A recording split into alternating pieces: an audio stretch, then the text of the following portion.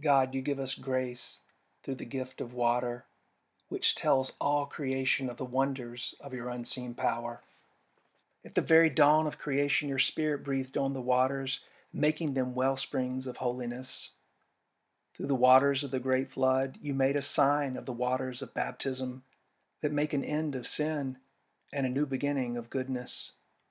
Through the waters of the Red Sea, you led your people Israel out of slavery to be an image of your holy people. In the waters of the Jordan, your Son was baptized by John and anointed with the Spirit.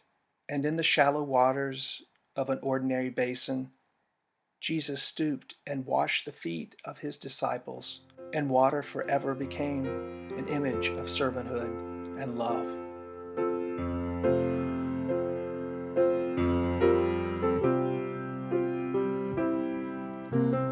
There one night in the upper room, he laid aside his robe. He wrapped a towel around his waist like a servant's clothes. Then my master, Lord and King, near to do this amazing thing. He washed my feet. He got down on his knees and washed my feet. Why would my master, Lord and King, come to do this amazing Now, before the festival of the Passover, Jesus knew that his hour had come to depart from this world and go to the Father. Having loved his own who were in the world, he loved them to the end. The devil had already put it into the heart of Judas, son of Simon Iscariot, to betray him. And during supper, Jesus, knowing that the Father had given all things into his hands, and that he had come from God and was going to God, got up from the table, took off his outer robe, and tied a towel around himself. Then he poured water into a basin and began to wash the disciples' feet and to wipe them with the towel that was tied around him. He came to Simon Peter, who said to him, "Lord, are you going to wash my feet?" Jesus answered, "You do not know what I am doing, but later you will understand." Peter said to him, "You will never wash my feet." Jesus answered, "Unless I wash you, you have no share with me." Simon Peter said to him, "Lord, not my feet only, but also my hands and my head." Jesus said to him, "One who is bathed does not need to wash except for the feet, but is entirely clean.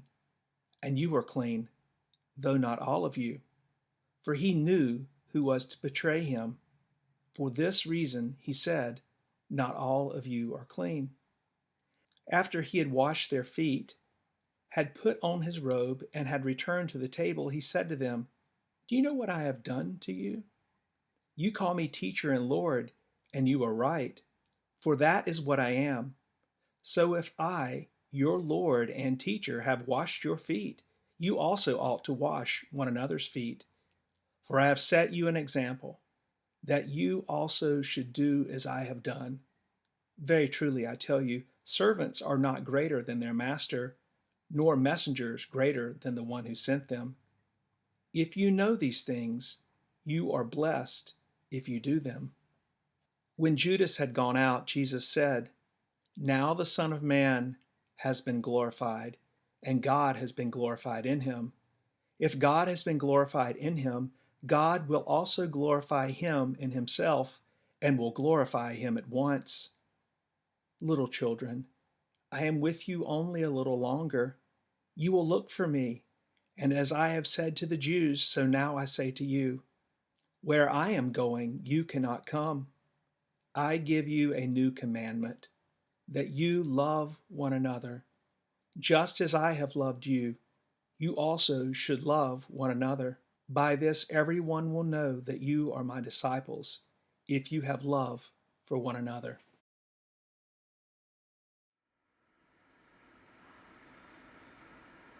He continually baffled me. My whole time with him, one surprise after another. Jesus turned my whole world upside down, especially when it came to relationships.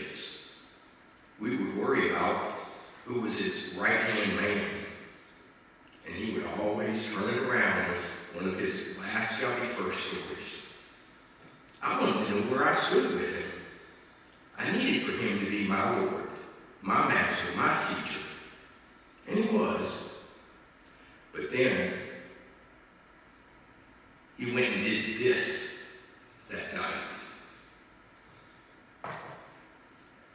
Now, none of us were really of high lineage, but we weren't slaves or servants either. I mean, at the meal that night, were people to wait on us. That service just comes within a good room rented out for a meal. But I was going to wash his feet that night. I was overwhelmed with love for him and fear for his life. I had this nagging need to show him, to demonstrate to him that I would do anything for him. But before I could even go there, he knelt before me. He insisted on washing my feet. I was horrified. I thought maybe he was losing his mind. Another reversal of the order of my world. He just kept doing that. You can't be part of the family of God, Peter, the reign of God, Peter, if you don't let me do this. If I couldn't see that he really meant what he said about serving our neighbors, our friends, and our enemies, I just wasn't getting it.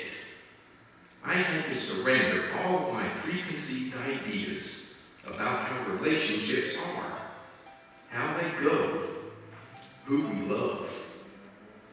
I had to surrender and let his loving act of washing my feet heal my soul and heal every disappointing relationship I ever had. This was the kingdom, the family. This was what it was all about.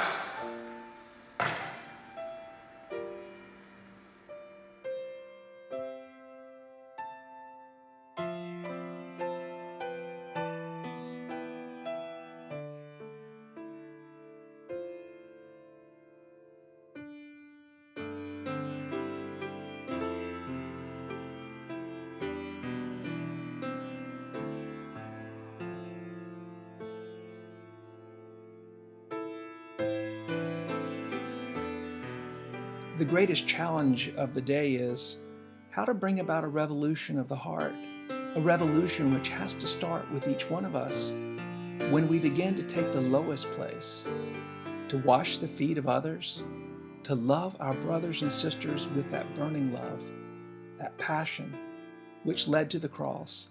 Then we can truly say, now I have begun. Oh Jesus, my feet are dirty. Come even as a slave to me. Pour water into your bowl. Come and wash my feet. In asking such a thing, I know I am overbold, but I dread what was threatened when you said to me, if I do not wash your feet, I have no fellowship with you. Wash my feet then, because I long for your companionship.